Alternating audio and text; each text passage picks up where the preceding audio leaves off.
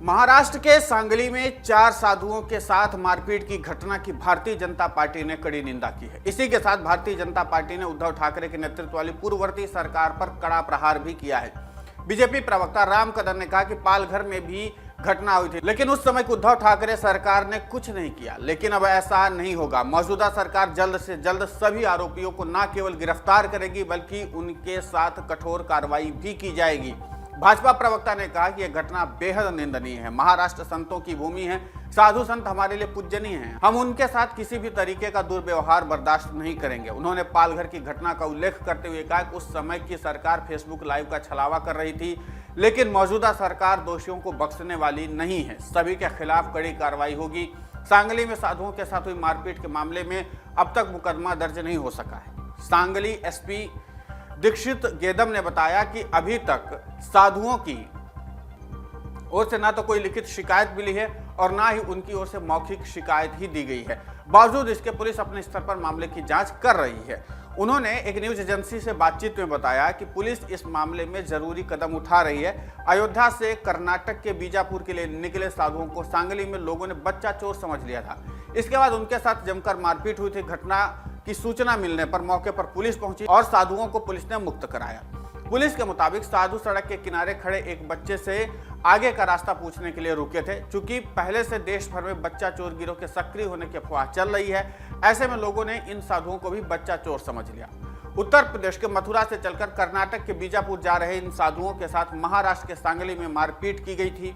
लोगों ने इन साधुओं को बच्चा चोर समझकर बंधक बना लिया था। मौके पर पहुंची सांगली पुलिस ने चारों साधुओं को लोगों के चंगुल से मुक्त कराया। इस मामले में पुलिस ने 6 लोगों को गिरफ्तार भी किया है। पुलिस ने सभी से मोटो लेते हुए आईपीसी की धारा 323 और 324 के तहत मामला दर्ज कर लिया है।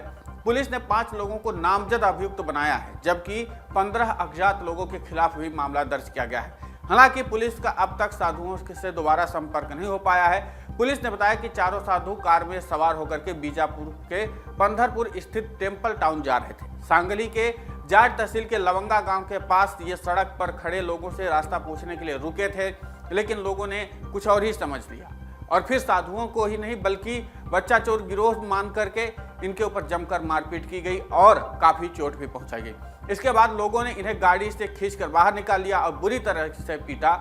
सूचना मिलने पर पुलिस ने बिना देरी के पहुंच गई मौके पर और पीटने वाले लोगों को हिरासत में लेते हुए पूछताछ भी शुरू कर दी है। पुलिस ने इनसे पूछताछ के बाद बताया कि इन चारों लोगों को बच्चा चोर गिरोह से कोई संबंध नहीं है। ये लोग दर्शन पूजन के लिए जा रहे थे, लेकिन गलतफहमी की वजह से लोगों ने इन्हें बच्चा चोर समझ लिया और पकड़कर मारपीट की है। पुलिस ने बताया कि घटना स्थल के पास के ही एक मंदिर में ये चारों साधु रात्रि विश्राम के लिए रुके थे। रात भर रुकने के बाद ये मंगलवार को अपने आगे के सफर के लिए निकले थे, लेकिन थोड़ा आगे बढ़ते ही ये रास्ता भटक गए और एक बच्चे से आगे बढ़ने के लिए रास्ता पूछ लिया। बच्चे से इन्हें बात करते हुए देखकर लोगों ने इन्हें बच्चा चोर समझते ही शोर मचा दिया।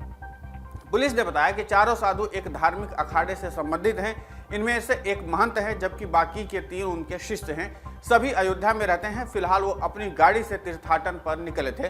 इन्होंने अयोध्या से अपना यात्रा शुरू कर मथुरा काशी होते हुए आखिर में कर्नाटक के बीजापुर तक जाने तक का प्लान बनाया है। सांगली पुलिस ने घटना की जानकारी अयोध्या कोतवाली पुलिस को भी दे दी है। इस समय केवल महाराष्ट्र ही नहीं बल्कि देश भर में बच्चा चोर गिरोह के सक्रिय होने की अफवाह चल रही है। इस अफवाह के चलते मध्य प्रदेश, उत्तर प्रदेश, राजस्थान और हरियाणा समेत कई राज्यों में लोगों ने निर्दोष लोगों को भी बच्चा चोर समझकर बुरी तरीके से मारपीट की है। कई जगह तो ऐसे भी लोगों के साथ बर्बरता के मामले सामने आए हैं, जहां पर वो लोग आम नागरिक थे और फिर भी उनको बच्चा चोर समझ करके बहुत बुरी तरीके से मारा गया। कई की जान भी चली गई। ऐसे में एक बार फिर से महाराष्ट्र की सरकार सवालों के घेरे में है और जब इस तरीके की अफवाह फैलती हैं तो जाहिर सी बात है ऐसी घटनाएं होती ही हैं। लेकिन जिस तरीके से महाराष्ट्र सरकार ने अपनी प्रतिबद्धता सरकार के प्रति दोहराई है और जिस तरीके से इस घटना को उद्धव ठाकरे से जोड़ करके देखा है, उसमें काफी कुछ कहना बाकी रह जाता है। और ये बाकी इसलिए रह जाता है क्योंकि इस पर कार्रवाई तेजी से हुई है, जबकि पालघर वाले मामले में काफी कुछ शोर शराबा होने के बाद कार्रवाई की गई थी। इस पूरे घटनाक्रम पर जिस तरीके से बीजेपी ने स्टैंड लिया है, आपकी प्रतिक्रिया क्या है हमें कमेंट करके जरूर बताएं। डाउनलोड करें अमर उजाला ऐप और पाएं खबरें लगातार। अगर आप ये वीडियो YouTube पर देख रहे हैं तो हमारे चैनल को सब्सक्राइब करें और बेल आइकन को दबाना ना भूलें। अगर आप Facebook पर यह वीडियो देख रहे हैं तो हमारे पेज को लाइक करें